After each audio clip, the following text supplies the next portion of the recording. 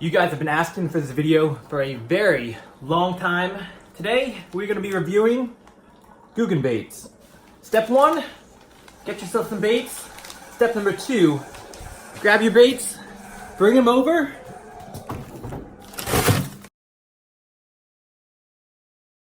I'm just kidding. A lot of you guys think that we hold a grudge against one another, but honestly, I hold no ill feelings towards my boys in the squad. They went their way, I went my own, and I'm actually proud of the success that they achieved. They worked hard, they earned it. Now, with that being said, I'm gonna do a completely honest review. If I think their baits are trash, I'm gonna let you guys know. I've got one of every style of bait that the Googan sell right here. Let's figure out what we wanna use. I'm at a pond that I have not been to in a long time. In fact, I made a video here in 2015. This is an extremely pressured pond. It has big fish. They're very hard to catch. Last time I came here, I caught a 5-pounder. You know what? Let's take a look at that footage. The bite. Do I have a fish on? I think I do. Yep, there we go. I was casting so far out there, I couldn't tell I had a fish. It's a good one too. It's a real good one. Casted right to the middle of that fountain where the, oh, it's a nice fish. That's a big one. Whoa! Whoa! Holy mackerel! Got him. Got him. That's an easy 5. 5 pounds even, right on the dot. And not only that, I also found something that I've never found before while fishing, and we'll go ahead and take a look at that too. Just found this for Paula. And I found quite a few lures while I've been fishing, but down here, this is the first time I've seen that before. And if you don't know what it is, don't worry about it. You don't want to know. Yeah, that was definitely an interesting find. So we had a lot of rain yesterday. We've got some muddy water, very windy. We're gonna need something that's gonna stand out, have some action in this water. And you know what? Let's go ahead. Oh, one bait going down. That was the bandito bug. Are there any other creature baits besides that? I'm dropping it. Oh, here we go. Here's what we're gonna try. We're gonna try the trench hog, creature style bait. All right, Googans, let's see what you got here. We've got the trench hog, the slogan on the package, open, sniff, catch, some promotion, the logo, and you've got a US patent to make sure, I guess, so no one steals their design. Now, what I don't like is that these baits retail for $5.99 at Dick's, Tackle Warehouse, Shields, all kinds of, pretty much everywhere. $5.99 for a pack of 7 baits. That's almost $1 per bait. I mean, do these baits come with like fries and a shake or a guarantee to catch a 5-pounder? Pretty expensive. Let's go ahead and open it up. We're not gonna judge because I haven't fished with it yet. So I'm not gonna say whether these baits are good or bad based on the price, but for a premium price like that, I would expect a pretty good bait. This is a natural colored trench hog, and taking it out, a little bit difficult to pull that out of there. We've got a nice green pumpkin, a blue and black flake. It actually looks pretty nice. Not too disappointed with the color here. There's some kind of oily substance coating these baits. I'm assuming that's their attractant that they have, which is good. It's always good to put some type of attractant on soft plastics. We pulled one out. I'm not sure the exact size, but let's go ahead and take a sniff of it. We got a 2-tone color, green pumpkin on top, a silvery color on the bottom. Ooh, that smells interesting. It's not a terrible scent, it's definitely oily. I'd say it's some kind of anise scent, maybe mixed in with something else, I'm not really sure, but so we'll go ahead and pull all the appendages off. Now they can freely flow in the water. We're gonna need a pretty heavy weight, a pretty big hook, and we're gonna get started. Here's the rig. We've got a 3/8 ounce weight connected to a 4/0 extra wide gap hook. Go ahead and make sure that's rigged up correctly. To expose it, completely weedless presentation now. It's ready for action. Let's check the time. Time is 9:14 a.m. Let's see how long it takes to get fish number 1. Man, super windy out here. What we're gonna do is we're gonna start by fishing parallel to the bank, fishing the windblown banks. Hopefully the, oh, nice snag right there. Hopefully the bait's being pushed up and the bass will follow. I mean, it's so muddy in here, literally about 3 inches of visibility. I would think the fish would have to be up shallow if they're feeding.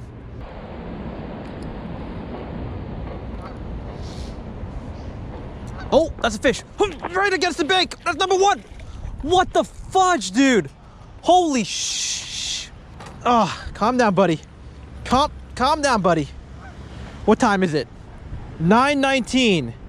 I did not make this stuff up, guys. 9:19 took me 4 minutes to catch fish number 1. All right, Googans, you got me in that one. It would appear as though this bait is the real deal, but you know, one fish, maybe I just got lucky. This guy came very shallow. This is a nice 1.5 to 2, probably 1 3/4, pretty close. It's a nice little chunk. Look, go ahead and let this guy go. That, I'm actually shocked right now. But I haven't fished this pond in like 3 years, so maybe it's actually gotten better. After fish number 1, let's check out how this bait's looking in terms of durability. It's got a pretty big tear at the top, as you guys can see right there, so we're gonna have to re-rig it. In fact, I would say this bait is not gonna last more than 2 or 3 fish. But to be honest, guys, you cannot have a durable bait and a bait with excellent action. You gotta pick one or the other. Soft plastic, better action, less durability. I'm trying to see how much action this bait has. The water is so muddy that I can't really tell. But there's definitely some flapping going on these limbs, which is good. All that movement is gonna help these fish hone in on the bait in this very disgusting water. I mean, this pond is literally filled with duck poop. Look at this, guys. Look on the banks. Literally, duck poop is everywhere. There are piles and mounds of duck poop as far as the eye can see. It's absolutely disgusting. So, I mean, it's a disgusting pond, but clearly there's fish. And that fish actually came, literally, that fish bit about here, right where I flipped that bait. It bit about 3 feet off the bank, and let's see how deep we are right here. We're in about 2 feet of water right there. So right up in the rocks, windblown bank, right where the fish should be. We're gonna see if we can get number 2. If you look right under the surface of the water, you guys see that rock right there? That rock is 1 inch under the water, and I can barely see it. This visibility is basically nil. We need to make a little change. What we're gonna do is we're gonna take our JJ's Magic and we're gonna give this guy a little chartreuse dip. Get those tail legs right in there. Shake it off very well, and boom. Much more visible bait. Let's see if that helps us out. Looks like a nice little pocket right here.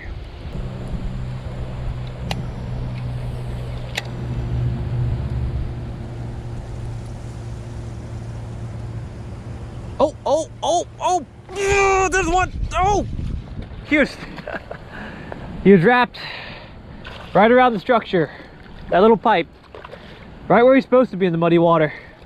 Let's land fish number 2. Oh, duck water in my mouth. Interesting catch right here. Let me show you what we've got. This fish, very skinny, very spawned out, not healthy at all whatsoever. I mean, this guy's probably only a pound or so, but he's probably about 14 inches. Extremely anorexic. We'll go ahead and let him go. See you, bud. 1 loop complete. Took exactly an hour and a half. We're gonna switch things up for the second loop around the pond. I'm actually gonna switch baits to something a little bit different, just to see how the bite really is at the pond today. So we're gonna put away our trench hog. Woo! Extremely windy out here still. Muddy water. The best bait we can use in these conditions is definitely gonna be a spinner bait. So we're gonna pull out a, right here. This guy right here looks perfect. 3/8 of an ounce, white and chartreuse, War Eagle spinner bait. Let's tie it on and give it a spin. We're gonna run the same pattern, fishing parallel to the bank, relatively shallow. There's actually something swirled right there. Let's see. Oh, I don't know if that was a fish or a rock. It's probably a rock. Check out this visibility. See my bait? It's gone. Here it is, gone. 2 inches of visibility. I don't think I've seen a more disgusting, I mean, it's not like it's brown because of mud. It's literally just dirty green. Green from either algae or duck crap. It's absolutely disgusting over here. Oh, that kind of felt like a hit.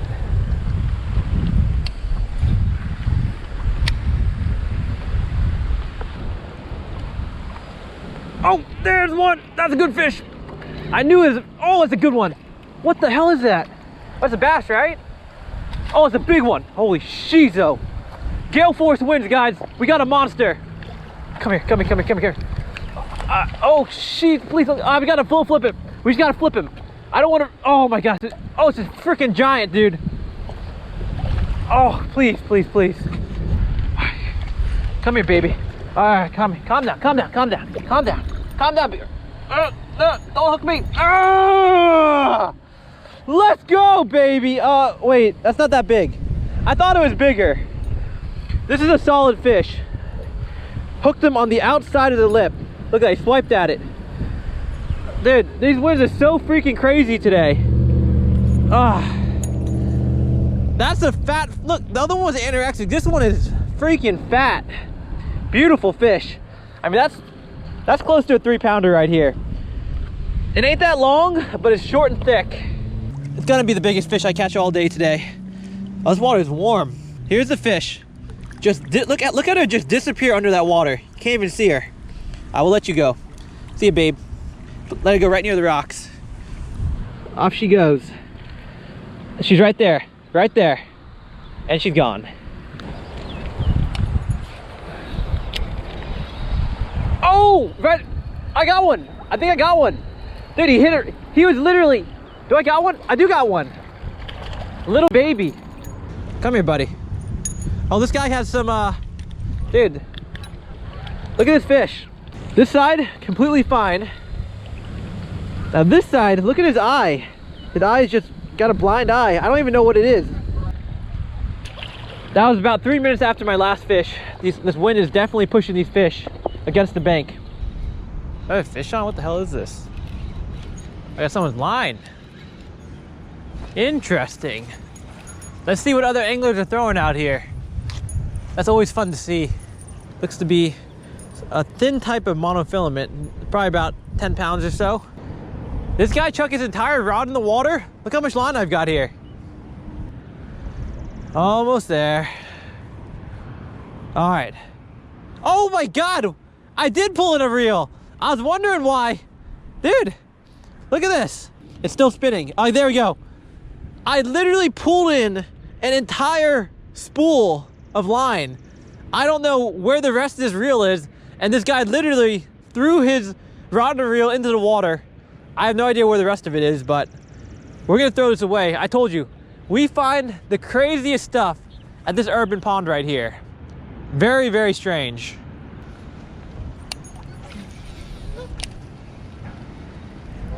Oh, I got one right next to the rock. I've broken my record here. 5 fish. This is a good fish. He was hanging out right by that rock. Oh, it's another. Oh, no! God, I really want to land that fish. Never caught more than 4 fish out of here. Shoot, I knew that was gonna happen too. As soon as he started jumping up. Oh, so we got another isolated section of riprap. Casted it right there, and he literally just pounced on it, hanging right next to that. I've been fishing spinnerbait. Oh, that might have been a fish chasing shad right there. The unique thing about this pond is that it's really, really deep in the middle, and there's a huge population of shad in here. So these fish actually have a lot of natural forage to eat. That's why some of them get pretty big. It's 11:40, fished a spinnerbait for an hour, caught 2, lost 1. So far, the spinnerbait is outperforming Googan baits, but these conditions clearly favor spinnerbait. So what I'm gonna do is I'm gonna go one final loop around the pond with the trench hog. Trench hog is back on, and my apologies for the shoddy audio in this video. I did not know that there was gonna be gale force winds all day today. It's my bad.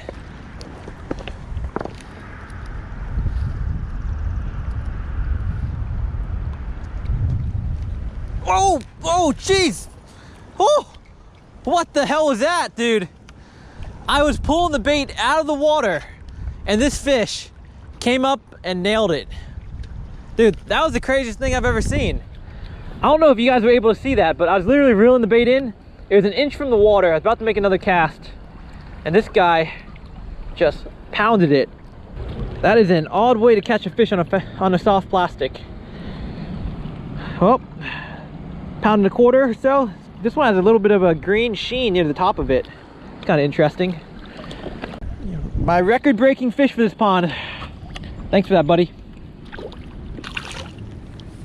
And she's gone. Whew.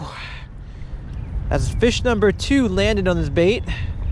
And I think it's still going okay. It's pretty beat up, but still fishable. What the f? Ah! Oh no. I hooked myself on my spinnerbait hanging out of my backpack. I hooked my arm. This is the first time I've ever hooked myself. Oh, I hope it's not past the barb. It freaking hurts. I can't see what's going on. I hooked my own rod on the back cast. So I went to take off my backpack and I had my spinnerbait drying over here and I hooked my arm. I think it's in my bicep.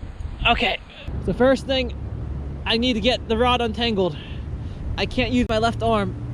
First you want to stay calm, but we need to get my backpack off without driving the hook deeper. I still have no idea how bad it is right now. I can't see from this angle. I wonder if I got hooked by the trailer hook. If I did, those trailer hooks really work. Yep. Ow! I told you guys, the trailer hook. Your trailer hook never fails you. That's why I use it. 25% of my fish and 100% of my humans I've hooked come on the trailer hook. One, I can just try ripping it out and it could work, but I just need to know how deep the barb is. Because if the barb is real deep, that's gonna hurt like a biatch to pull that thing out. Option 2, ow! Dude, any pressure. Oh wait a second.